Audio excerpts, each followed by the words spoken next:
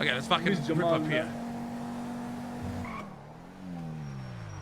If he hits me, see, alerting. Okay, so here's the rules, guys. We're gonna catch him on the spot. Okay, so we're gonna start recording when we go in there, right? News guys. Okay. You're supposed to be behind me. Okay. Your boom is always gonna be too close to him. That's the rule. Okay, you're gonna be the worst boom guys ever. But don't block. Don't actually get in front of me, but just like get behind him and then to the side of him. And I also have a way that we can get their attention from a distance as well. Aziz, take this. The only person that's going to be talking is Aziz. No one else talks about Aziz. Oh, the megaphone, W. Okay. Huge. Okay, I'm going to start. Okay, hold on. I want to start recording. Hold on. Okay. You walk, okay, I'm recording. Okay. You ready? Okay. Go. Let me do the intro. My name is Aziz Abdullah, and this is an episode of Jackass. Let's go. Okay, go. Run. Okay, we're going. Gotta go find the doctor. No time to react, guys. No time to react. I find it so fucking slow.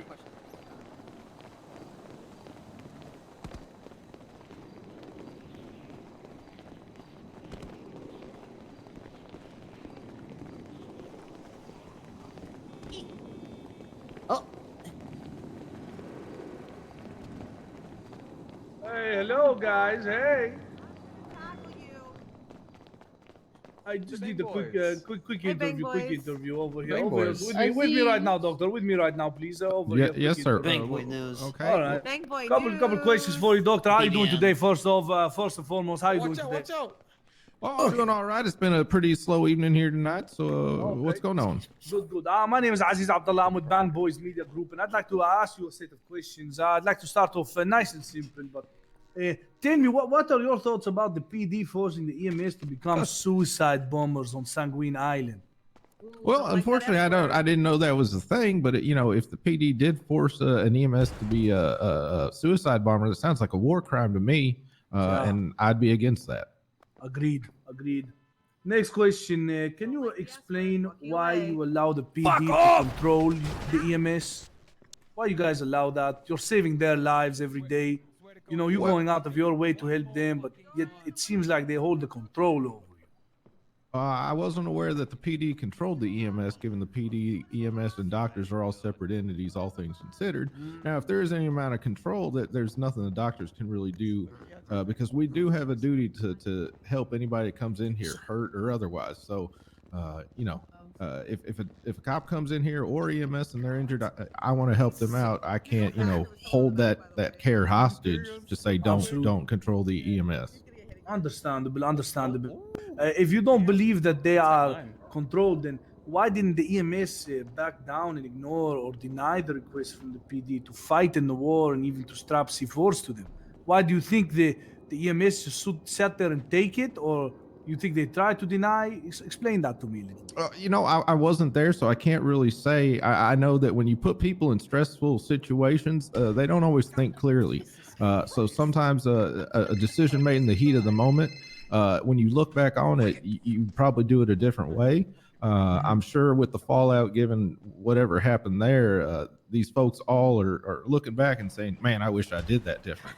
But who are we to judge them in the heat of the moment when, you got to make a decision, and whether right or wrong, you got to at least move. You can't be paralyzed by fear.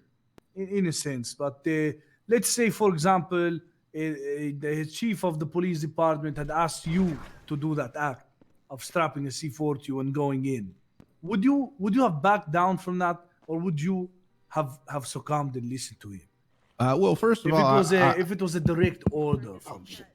Well, first of all, I would have never been there. I've been a conscientious objector to being in a battle zone as a doctor. But if I'm putting myself in that person's shoes, I would have denied that order, because just because somebody gives you an order doesn't make it lawful. You have the right to refuse an unlawful order, and in this case, being a war crime, you can say no. If somebody's going to shoot you over it, you kind of got to value your life, and if you want to live. But I guess if your morals are strong enough that you feel you want to die over it, then you die over it. And do you feel like the morals of your fellow coworkers is strong enough to deny these kinds of things if they were asked? Fuck. You know, I try not to pass judgment on my fellow coworkers' morals because that's their internal struggle. Fuck. And every person has a different struggle to go through. So I try not to judge anybody's morals based on that. And let's say you did hold them to that moral standard. They are your co-workers. You save lives together.